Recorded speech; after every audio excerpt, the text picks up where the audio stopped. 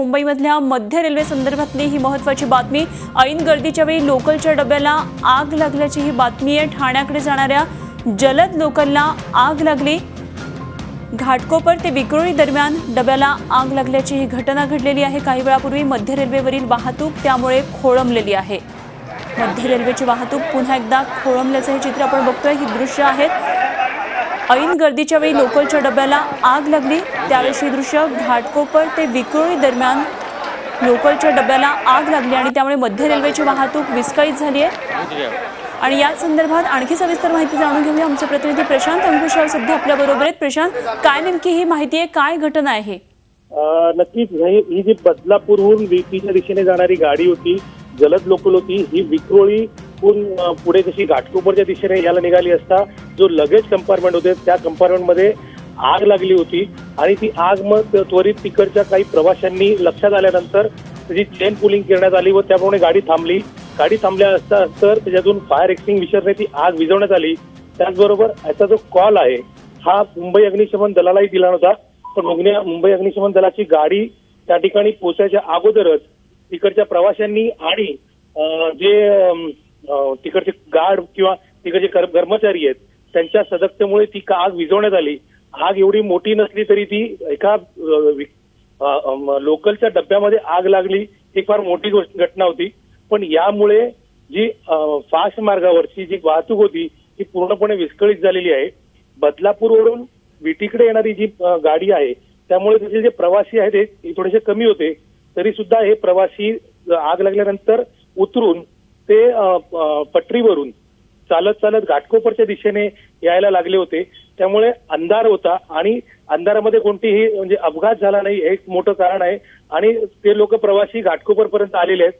मात्र या संपूर्ण घटनेमुळे जी मध्य रेल्वे हे पुन्हा एकदा वादाच्या भोवऱ्यात सापडली दिसते।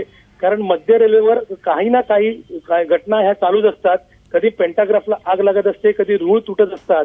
आता एका छोट्याशा पावसामुळे जर पेंटाग्राफ मधून मोठमोठ्या प्रकारच्या ठिणग्या उडत होत्या आणि आता तर या लगेज कंपार्टमेंटमध्ये आग लागलेली आहे। आगीचं नेमकं कारण काय आहे हे अजून तरी कळलेलं नाहीये। ते अजून आम्ही जिकडच्या पीआरओ किंवा इतर तत्सम गोष्टी जी आहेत त्यांच्याशी विचारणा करायचा प्रयत्न केला, मात्र त्यांनाही त्या गोष्टीबद्दल माहिती नव्हतं।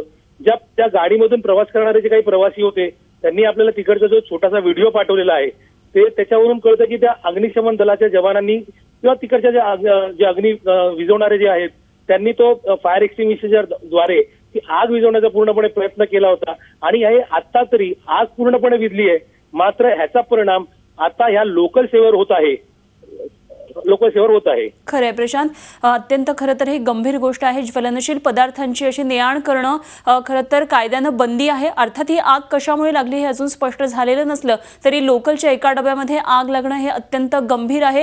ही वेळ अशी आहे, सीएसटीकडे जाणाऱ्या गाड्यांमध्ये गर्दी कमी असते। बदलापूरहून ही गाडी जात होती त्यामुळे निश्चित प्रवासी कमी होते, त्यामुळे जीवितहानी दिसत नाहीये। मात्र अशा प्रकारे घटना घडणे निश्चित गंभीर आहे। अर्थात त्याच्यावर मध्य रेल्वे प्रशासन काय सांगते हे बघणं महत्त्वाचं ठरणार आहे। प्रशांत, एकंदरीतच या सगळ्या घटनेमुळे मध्य रेल्वेच्या वेळापत्रकावर कशा पद्धतीने परिणाम झाला याबाबत काही कळतंय का? कारण आता ऑफिसेस सुटण्याची सुद्धा वेळ आहे आणि त्यामुळे गर्दी खरं तर येणारी जी असते ती बदलापूरच्या दिशेने किंवा ठाण्याच्या दिशेने असते। ह्या रेल्वेच्या गाड्यांवर काही परिणाम झालेला दिसतोय का? नक्कीच अजूनपर्यंत जरी काही परिणाम झालेला दिसत नसला तरी थोडीशी एकदा एक मिनिटासाठी जरी गाडी उशिरा झाली तरी त्याचा परिणाम पूर्णपणे मागच्या सर्व गाड्यांवर होत असतो। तसाच ह्या गाडीच्या लागलेल्या अपघातामुळे बाजूच्या ज्या गाड्या आहेत, मागून येणाऱ्या गाड्या आहेत त्या पुढे जाऊ शकत नाहीयेत, त्यामुळे परिणाम नक्कीच होणार आहे। मात्र आता जी मिळालेली माहितीनुसार विक्रोळीवरून त्या गाड्या स्लो मार्गे येऊन पुन्हा फास्ट मार्गे जाऊन पुढे विटी साईडला म्हणजे जात आहेत। हे आपल्याला मिळालेल्या माहितीनुसार आपल्याला या गाड्या तरी सुरू झालेल्या आहेत। मात्र त्याचा परिणाम हा रात्री 11-11:30 पर्यंत जे चाकरमानी आहेत त्यांना हा त्रास नक्कीच होणार आहे। धन्यवाद प्रशांत, दिलेल्या सगळ्या सविस्तर माहितीसाठी। प्रशांत अंकुशराव आमचे प्रतिनिधी आपल्या बरोबर होते। विक्रोळी ते घाटकोपर दरम्यान एका फास्ट गाडीला, जलद रेल्वे गाडीच्या एका डब्याला ही आग लागल्याची घटना आपल्याला दिसते आणि या दृश्यांमधून धूर किती मोठ्या प्रमाणात आहे ते दिसते। अर्थात ही आग विझवलेली आहे, कुठल्याही प्रकारची जीवितहानी किंवा मालमत्तेचं नुकसान दिसत नाहीये। मात्र निश्चितच ही खूप मोठी गंभीर बाब आहे। झी 24 तास रहा एक पाऊल पुढे।